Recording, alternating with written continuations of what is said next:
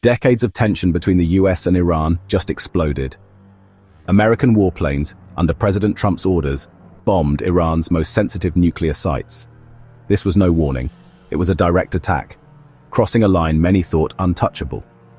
The world watched in shock as the strikes hit their targets, plunging the Middle East into uncertainty. Intelligence had warned Iran was close to a nuclear weapon. Diplomacy had failed. The US acted. The Pentagon declared the mission a success by sunrise, but the aftermath was anything but simple. President Trump, once a critic of Middle East wars, now owned one of the region's boldest interventions. Supporters called it decisive, critics called it reckless, fearing a new, endless conflict. The US insisted it didn't seek regime change, only to stop a nuclear Iran. Tehran, meanwhile, vowed revenge. Iran's next move could reshape the region for generations, toward fragile peace or all-out war. The world now waits, anxious, as a dangerous new chapter begins. Why now? US intelligence claimed Iran was weeks from a bomb. Sanctions and talks had failed. President Trump faced a stark choice: strike now or accept a nuclear Iran. He chose action. Israel, led by Prime Minister Netanyahu, had long warned of this threat and lobbied hard for intervention. When the bombs fell, Jerusalem cheered.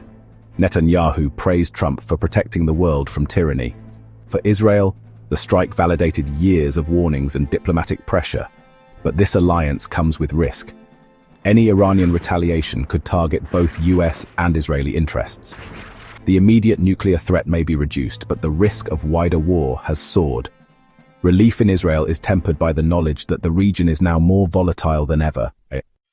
In Tehran, the bombings were a humiliation and a challenge. Leaders promised revenge, but their options are perilous. Iran could strike US bases or ships, risking massive retaliation. Or it could use proxies like Hezbollah for deniable attacks. Another option: disrupt oil shipping in the Strait of Hormuz, threatening the global economy but inviting overwhelming force. There's a twist. Iran claims it moved key nuclear materials to secret sites before the attack. If true, the US strike may not have destroyed Iran's nuclear potential. Iran must now decide: escalate openly, retaliate in the shadows, or bide its time and rebuild in secret.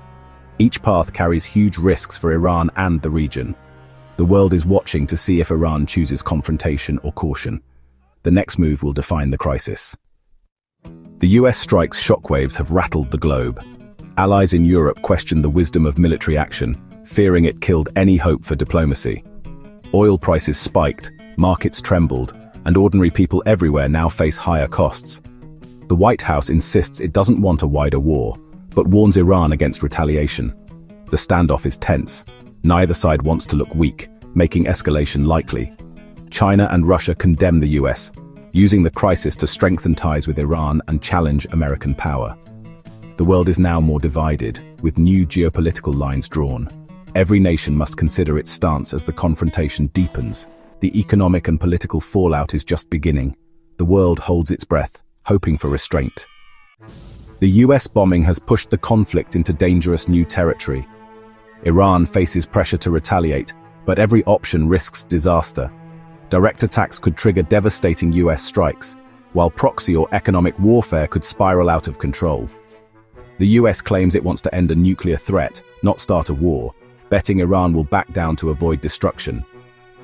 Both sides are locked in a tense standoff, with the future hanging in the balance. The best hope is that shock leads to secret talks and a new fragile stability. The worst case: a single misstep ignites a regional or even global war. The next days and weeks will shape history. The world waits for Washington and Tehran to decide what comes next.